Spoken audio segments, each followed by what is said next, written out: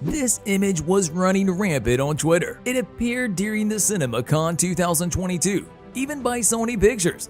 While they were talking about Spider-Man Across the Spider-Verse, they also told audiences that the sequel to the second animated movie will not be called Spider-Man Across the Spider-Verse Part 2. Instead, it will be called Spider-Man Beyond the Spider-Verse. The strangest thing is that they not only gave us the name of this third upcoming movie in the uber-popular animated series, but they also told fans the release date for the movie. We know the first movie was successful, and fans wanted to see a sequel on the big screen as soon as possible, but we think it feels a little rushed. Spider-Man Across the Spider-Verse is supposed to air on June 2nd, 2023, and then they also told us that Spider-Man Beyond the Spider-Verse is going to be released on March 29th of 2024. Initially, it was thought that Across the Spider-Verse would hit theaters in April of 2022, but the pandemic messed up the plans for the release date. The release date got postponed for around 14 months, which was fine. The movie has become somewhat of a modern classic. Both critics and fans love the movie so much that releasing it a year later would mean the writers and the directors would have a lot more time to work on the movie and make an amazing production. So, in some way, it was okay that they delayed the initial movie. Now, compare this to the third movie. While the second installment, in what seems to be turning into a franchise, had 5 years to develop the third movie, Beyond the Spider-Verse will get less than a year before it is featured on the big screen. Sure, they had enough time to develop both movies in the span of 6 years, but we just hope that their giant crew was working on developing a solid plot for both of these movies. Speaking of giant cast, we need to tell you that Sony revealed some shocking facts about Spider-Man Across the Spider-Verse. The movie is going to have about 240 characters, features 6 different universes, and it has 1,000 people tirelessly smashing that like button just like you should if you haven't done so already. But no, in all seriousness, those 1,000 people are tirelessly working on the movie. Of course, they will have their hands full with the creation of 2 movies simultaneously, but we believe all of the hard work will pay off, just like it did for the first movie. They even released a little trailer, giving us a preview of what awaits us in the summer of 2023.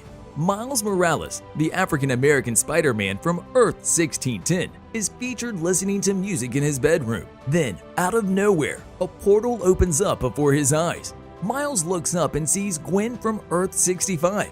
She and Miles were very close from the first movie, so she probably decided to pay him a visit.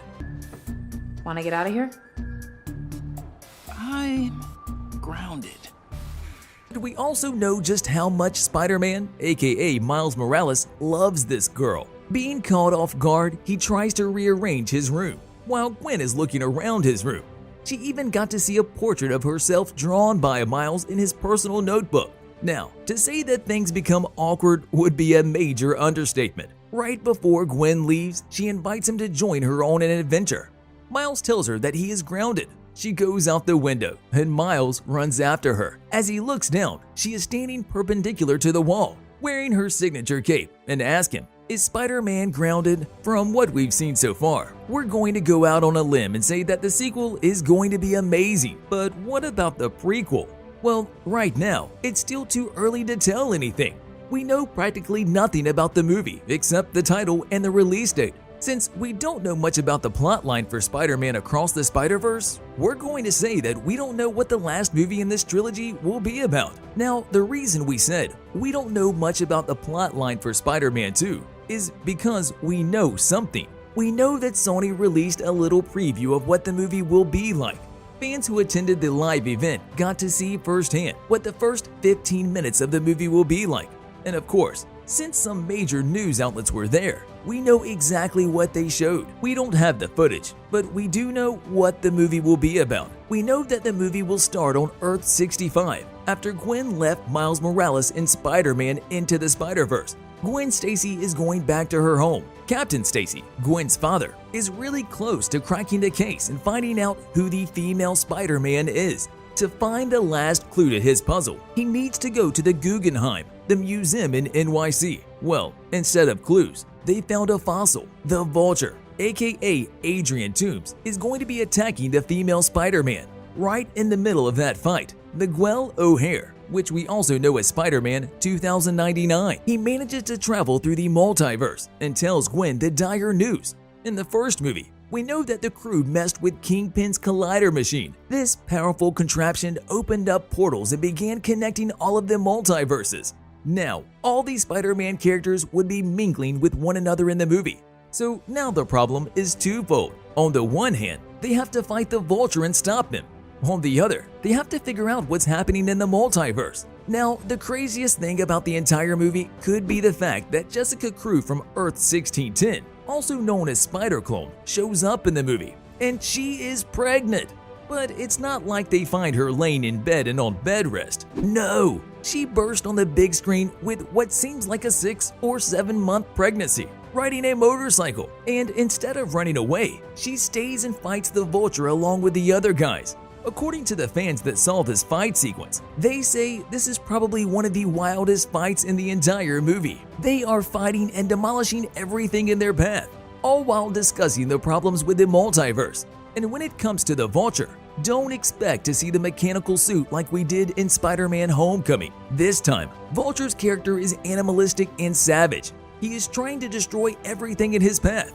Now, the thing that struck us as odd, when we first heard about it, is the fact that this character has a very thick Italian accent. It's a bit of a weird choice, but hey, whatever floats their boat. While all of this is happening on Earth 65, back in Miles Morales' world, things are rather calm. Sure, Miles Morales is late for a meeting at his school, but that's just what we'd expect. While his parents are waiting for Miles to show up at the principal's office, the principal tells them about his poor performance of Miles Morales. Apparently, he is struggling with Spanish. Miles eventually shows up to the meeting, and his parents are clearly angry with him.